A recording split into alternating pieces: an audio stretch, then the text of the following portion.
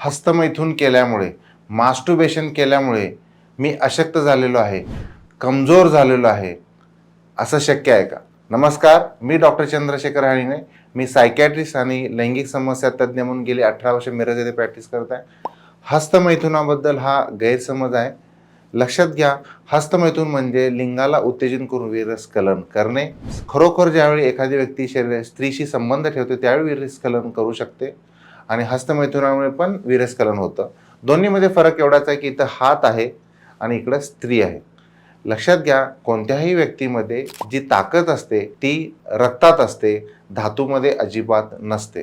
आपण जर ब्लेडनं कापलं तर काय निघतं? रक्त निघणार, धातू अजिबात निघत नाही. आणि पुरुषाची जर ताकद जर वीर्यात असते तर मग स्त्रीची कशात पाहिजे? त्यामुळे हा गैरसमज आहे. तर कोणत्याही व्यक्तीची जी ताकद असते ती रक्तामध्ये असते, वीर्यामध्ये अजिबात नसते. त्यामुळे वीर्यस्खलन झालं, वीर्यपतन झालं तर कमजोरी येते, हा गैरसमज आहे.